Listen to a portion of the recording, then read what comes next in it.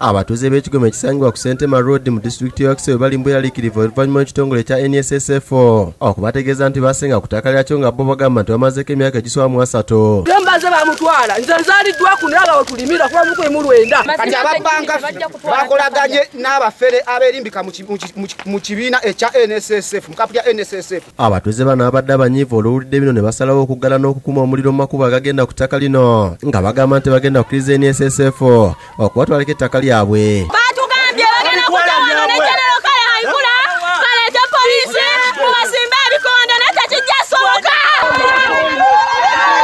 Bano bakoze omuyiggo ku bakozi ba NSSF oluvannyuma lw'okutemezebwako nti badde bazze okubasendawo nga waliwo n'amayumba agamu abatuuze ge batulaze agamenyeddwa. Abatuuze bagamba nti bakuze balaba ebikondo by'ettaka lya NSSF liita kyokka kakati ekibeewuunyisa bagenze bongeza ettaka lyabwe bagamba nti ligenze likula nga livudde ku yiika 25 buli gye ziriko ebikondo nga kati zifuuse yiika 35. bakapima emirundi 6 buli lwe bajja okupima beeyongeza be basangawo tebabawa ssente babagamba mwe muveewo mugende munoye gye munaabeera. Bongeddeko nti NSSF ebanga eyagala kugaziya ttaka lyabwe ejje bagule kubanga nabo baaligula buguzi. N'olw'ensonga eyo tebateekeddwa kuleeta poliisi kutiisatiisa muntu. Baagala kusimba busimbi buyinja bwabwe nga tebatusasudde. Togezza okugenda n'abakungu ba NSSF nga bategeezezza nti bakyetegereza nsonga zino.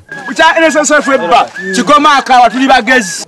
Ate ajatika obusinge yadijjo emyaka 55 nga mutuuze w'Ematugga Mabanda yeekubidde endulu nga yagala omuduumizi wa poliisi mu ggwanga Kale Kayihula amutaase ku musajja John Lubwama eyitibwa poliisi era nga yita ssentebe w'ekyalo okozesa olukujjukujju n'atunda poloti ye n'aziba n'ekkubo mwayita okutuuka ewe nga mukadde kano waayita giringa mikwesese. Buli omu yazimba neetooloola nga nkuba amabega siyina wantu wonna we nnyinza kuyita okuggyako kano. Obusinge agamba nti yagula poloti ya fuuti 5 ku 10 ku Daniel Lugoloobi mu mwaka gwa 2029 nga muzeeyi Kafumu yaliwo nga ssentebe w'ekyalo ate John Lubwama nga ye mumyuka we. Agamba nti oluvannyuma lwa ssentebe w'ekyalo okufa muzeeyi Kafuuma yafuuka ssentebe. Ye yennyini yateeka ku ndagaano yaffe omukono n'atuteerako n'ekkubo lya fuuti 10. Mbu sisobola musingira musango ku poliisi ye poliisi makaage.